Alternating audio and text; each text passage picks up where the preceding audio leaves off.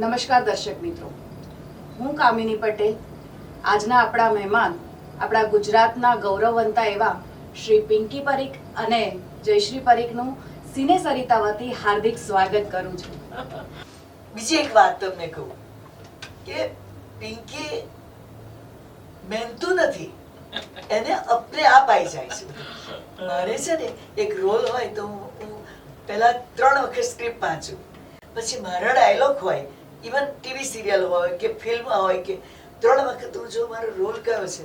અને પિંકી ને એવું છે કહેવાય કે બોર્ન આર્ટિસ્ટ, એક જ વખત વાંચે ને એને રોલ બી ખ્યાલ આવી જાય અને બધું. હવે આ બધું એનામાં કુદરતી હતું ને, એટલે મને એવું થયું, બહુ નાની હતી ત્યારથી કહું, ત્યારે એને પિક્ચરની એની તો વાત જ નથી, પણ મને એમ હતું, હું સંગીતની બહુ શોખીન, એટલે મને એમ કે સંગીત, ક્લાસિકલ સંગીતની એમાં મને એમ થયું પિંકીનું ક્લાસિકલ સંગીત શીખવાડું. એવી રીતે પંડિત જસરાજ ને બધા એવા મોટા મોટા સિંગરોને જ હું સાંભળું ઓલવેઝ.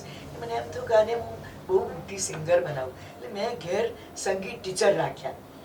હવે આ તો આળસુ ખરી થોડી, કામ કરે છે પણ મહેનતું નથી. પછી ટીચર આવે મોટો, એમને પૈસા આપો અને બાજુના ઘરમાં જઈને સંતાઈ જાય. ટીચર આવવાનો ટાઈમ આવે કે પિંકી ક્યાં ગઈ, પિંકી એવું ડાન્સમાં કર્યું, એવું જ ડાન્સમાં કર્યું. 2 મહિના ગઈ, 2 મહિના ગઈ અને યાર મને આખું મજા નથી આવતી. મેં કહ્યું તું પિક્ચર કામ ભૂલી જા બધું, તું ડાન્સર થા તોય મને ગમશે, પણ મહેનત નથી કરવી. ડાન્સ કોણ હવે સારેગામા પદ્ધતિ શરૂઆત કરે, પણ છતાંય એ ગાય છે બહુ સરસ. કે પહેલા એક સંભળાઈ દે, ચાલ ગમે તે, પછી આપણે બીજી આગળ વાત કરીએ. પહેલા એક સંભળાઈ દે સરસ. આજ જાને કી जिद न करो, એ મારું ફેવરેટ છે ગાય. हाय मर जाएंगे हम तो लुट जाएंगे, ऐसी बातें किया ना करो,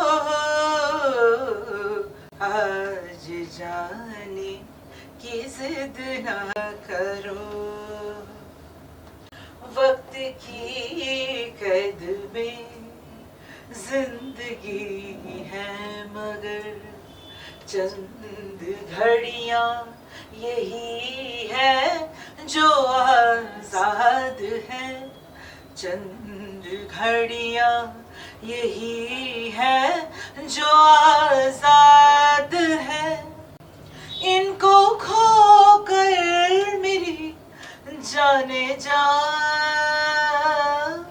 उम्र भर ना तरसते रहो, आज जाने की जिद ना करो. વાહ ભાઈ વાહ, આ બધું ટાઈમ જ નથી મળતો અમને. ખરેખર આવું એનું ગાયન સાંભળવું હોય ને તો આવી શાંતિ મળતી નથી. થેન્ક યુ ભૂપેન્દ્રભાઈ કે અમને આવો ટાઈમ આપ્યો તમે. એટલે આ બધી એની વાત કરી મેં. એટલે આવી પિંકી પણ મેં કહ્યું ને, એને બધું એની મેતે આવી જાય. લે